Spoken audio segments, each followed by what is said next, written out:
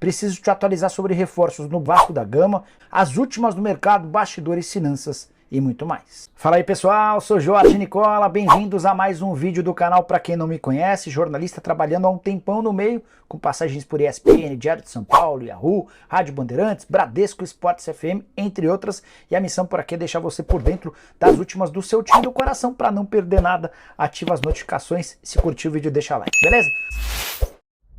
Hora de falar sobre o Vasco da Gama, que não vai parar em Manuel Capasso como reforço. Já são 11 contratados. E o 12º pode ser Paulo Henrique, lateral direito de 26 anos de idade, recém-contratado pelo Atlético Mineiro. Parece não ter caído no gosto do Eduardo Cudê, tanto que das 5 partidas do Galo disputadas na temporada, ele só esteve em 3. Participou de 32% dos minutos jogados do Atlético no ano e nem viajou com o time para a disputa da pré-Libertadores, deixando bem claro que ele não faz parte dos planos. O Vasco já fez uma proposta oficial ao Atlético Mineiro de empréstimo por uma temporada e hoje a grande preocupação é com a concorrência. O Necaxa do México seria outro clube interessado. Te confesso que achei meio esquisita essa história do interesse do Necaxa do México por um jogador que não conseguiu dar conta do recado no Galo, também não havia feito grande temporada com a camisa da Chapecoense. De qualquer forma, é grande a chance de nas próximas horas o Paulo Henrique se tornar o 12º reforço cruzmaltino na temporada de 2023. Eu não o contrataria. Para completar, queria contar para vocês sobre a chance de o Vasco estar contratando um volante. O canal Atenção Vascaínos assegurou que existe um volante bem perto de ser anunciado. Esse nome ainda não foi revelado, mas uma das especulações dá conta de que Zé Ricardo, que tinha contrato com a América até 31 de dezembro, ou seja, está livre no mercado. Jogador de 26 anos de idade, com toda a carreira disputada no Coelho, e que no ano passado foi alvo de elogios do Maurício Barbieri, então treinador do Red Bull Bragantino. Na teoria, seria uma operação simples. Cheguei a conversar com o Zé Ricardo via WhatsApp, quando perguntei sobre a possibilidade dele se mudar para o Vasco, ele pediu que eu conversasse com o empresário dele. Estou aguardando a resposta do empresário para trazer novidades sobre a possibilidade de o Zé se transformar em atleta do Vasco sem qualquer custo. Uma das perguntas que eu mais recebo de vocês durante os programas do Nicola aqui no YouTube diz respeito ao futuro de Gustavo Coellar, volante que fez sucesso com a camisa do Flamengo e tem mais 1 ano e 4 meses de contrato com o Al Hilal da Arábia Saudita. Informação importante: ele e o Michael ficaram de fora de um confronto da Champions League asiática do Al Hilal. O time dele vai enfrentar uma equipe de Dubai, o Shabab Al Ahly, e ao limite de 4 estrangeiros, o técnico do Al Hilal decidiu por deixar o Michael e o Coellar de fora. Apesar do Coellar ter feito grande mundial de clubes, foi titular absoluto e uma das peças mais importantes. Tudo isso só corrobora a possibilidade de o Coellar e o Michael deixarem o time na metade do ano, quando o clube vai voltar a poder contratar depois de 2 janelas de transferências banido. Só que há um detalhe importante, aqui vem a informação principal. O Al Hilal já deixou claro para os clubes brasileiros que o procuraram que quer 5 milhões de euros ou 27 milhões de reais para vender o Coellar em definitivo. Propostas por empréstimo nem serão discutidas. Bastante dinheiro por um jogador na casa dos 30 anos de idade e que é só marcador.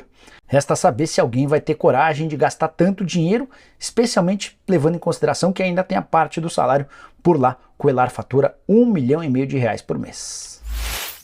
Para falar sobre a preparação do Vasco para o jogo contra o Trem, será que o técnico Maurício Barbieri está gostando, desse trabalho? Foram 2 clássicos, jogando bem, perdeu para o Fluminense, ganhou do Botafogo. Teve aí alguns dias de descanso, agora a preparação para pegar o trem lá em Brasília, quinta-feira no estádio Mané Garrincha. Vasco joga pelo empate. Vamos falar também do Orediano, como está a recuperação deste jogador e será que o Vasco segue no mercado buscando reforços? Muito bem, o Vasco da Gama treinou ontem, domingo de carnaval, treinou hoje, segunda de carnaval, treina amanhã, na quarta faz a apresentação do Manuel Capasso, o argentino que finalmente foi anunciado como reforço do Vasco. Houve uma dificuldade na questão do pagamento, como que o Vasco ia pagar, porque a inflação lá na Argentina é muito alta e isso sempre traz uma dificuldade grande na hora dos clubes negociarem seus atletas em moeda estrangeira. Já foi assim com o garoto Luca Orediano e agora com o Manuel Capasso, de 26 anos. O importante é que ele já se juntou ao grupo, já está treinando, vai depender agora da transferência internacional, do visto de trabalho, né? E também para que ele possa estrear pelo Vasco da Gama. Quem já viu jogar gostou bastante e acredita que ele e o Léo vão fazer uma dupla de zagueiros aí de muita responsabilidade para o setor defensivo do Vasco da Gama. E vai fechando aquele setor que durante anos, principalmente na Série B, foi uma dor de cabeça terrível. Eram muitos gols de cabeça, né? Eram gols aí bobos, enfim, mas essa defesa que foi montada já deixa o técnico Maurício Barbieri e o torcedor vascaíno bem mais confiantes.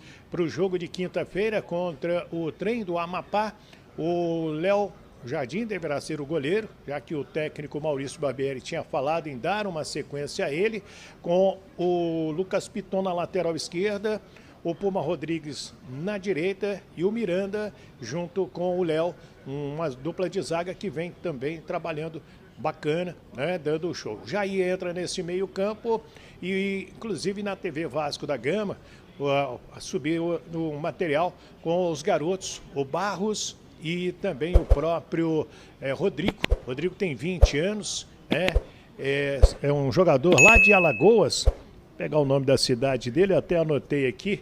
Ele é de Barra de São Miguel, em Alagoas, e o Barros é pernambucano, da tribo Pacararu, né?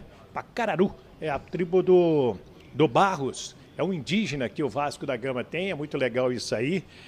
O Vasco é o time de todas as etnias e é um garoto que tem muito potencial, conversa bem aos 18 anos, joga, né, com elegância, se impõe ali no meio-campo. Eu fiquei observando tanto no jogo com o Fluminense como no jogo com o Botafogo. Gostei muito do Barros, como gostei do Rodrigo. Cheguei a ver o Rodrigo naquele time base do Vasco como lateral direito, improvisado. E depois o Emílio Faro me falou, não, Hélio, a posição dele é volante e não lateral. Ele estava quebrando um galho ali pela lateral e jogou direitinho. E o torcedor está gostando do Rodrigo, 20 anos, e do Barros, 18 anos, duas crias da casa. E eles falaram das dificuldades de família para ter dinheiro, né, para treinamentos, para lanches, e depois as famílias melhoraram o condicionamento, vieram morar no Vasco da Gama e hoje já aparecem na equipe principal do Vasco. Você, quando tem um time bem estruturado, um time forte, essa meninada, quando entra, encaixa. O problema é quando você tem que botar a meninada para ser a solução. Aí você acaba queimando uma geração, como o Fluminense queimou naquele time que ganhou a Copa São Paulo com o Sérgio Cosme em 1989, me lembro bem, e teve que subir todo mundo, né? Os Marcelo, Silvio, aquela garotada toda, e acabou queimando uma geração. E depois o Vanderlei Luxemburgo foi lá, pegou alguns jogadores, levou para o Bragantino e fez uma equipe competitiva do Bragantino naquela época do Nabi Abichedi. Então o Vasco hoje com um time estruturado, com jogadores experientes, essa meninada entrando, a ideia é sobressair.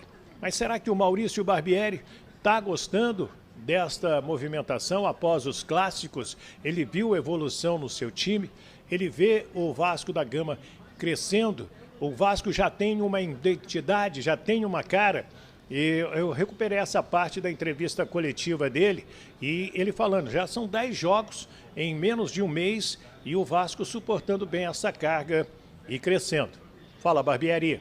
A gente já tem quase 10 jogos aí, independente da equipe que ficou aqui ou que foi, já tem quase 10 jogos. Então a gente tem tido pouco tempo para treinar algumas situações, dentre elas essas questões técnicas, que são uma questão que você precisa treinar constantemente e esperar, porque o resultado não vem de imediato, você precisa seguir. Então, como a gente tem tido um intervalo muito curto entre os jogos, a gente tem focado quase que exclusivamente nos trabalhos táticos, de movimentação, até porque cada adversário tem uma maneira de atuar, mudam-se os espaços, muda-se às vezes a maneira de atacar, muda-se a maneira de defender, como a gente mudou contra o Fluminense. Então a gente, tempo que tem tentado focar mais nessa área. Eu acho que à medida que a gente possa ter mais semanas abertas, intensificar os trabalhos de finalização e técnicos, a gente vai desenvolver, vai melhorar os jogadores. Eles também, com confiança, tendem a ter um aproveitamento melhor. O segundo ponto era... sobre jogar bem fora dos clássicos, fora desses grandes momentos. Sim, eu acho que a gente vem fazendo boas partidas. A gente fez uma boa partida contra o Nova Iguaçu, fez contra o Resende. Eu acho que talvez o Volta Redonda foi uma partida um pouco fora da curva, mas a gente também criou boas oportunidades, teve um pênalti perdido. Eu acho que a gente vem tentando construir, vem construindo uma identidade. Ser uma equipe que procura atacar o adversário, que procura ser bastante intensa, bastante agressiva. Às vezes a gente muda o formato ou a estrutura, mas não muda a ideia inicial de pressionar, de tirar o espaço e de, quando tiver a bola, buscar o gol. Claro que o adversário muitas vezes condiciona, às vezes tem que trabalhar um pouco mais para movimentar eles, para criar mais espaço. Em outros momentos você consegue ser mais direto, mas a ideia geral a gente tem mantido e eu estou satisfeito até o momento. Barbieri, aqui Bruno Marinho do Globo, tudo bem? Barbieri, queria te fazer duas perguntas. A primeira em relação a o que esses clássicos mostram a você em relação ao elenco do Vasco. O time já me parece já ter uma formação ali mais ou menos pronta, uma maneira de jogar, mas em termos de peças, o que esses clássicos disseram para você em relação ao elenco do Vasco? E a respeito do Orellano, né, que é um jogador que está tendo uma dificuldade para ter uma sequência de jogos, mesmo que seja no banco de reservas, né? O que tem acontecido com o jogador que tem tido tantos problemas físicos nesse começo de temporada? Olha, em relação ao elenco, né? Muitas vezes a gente não tem falado mais sobre isso. Isso não quer dizer que a gente ignore os pontos onde a gente entende que tem que melhorar. A gente continua nessa busca. A gente continua buscando peças que possam vir ajudar, que possam vir a fortalecer ainda mais o elenco. Essa busca é constante e tem sempre uma troca muito boa entre a direção, eu. O que eu acho que fica de positivo nesses clássicos é que, em função de algumas circunstâncias, a gente precisou usar os garotos e eles deram uma resposta mais do que positiva. Então, eu acho que esse é o maior saldo de todos.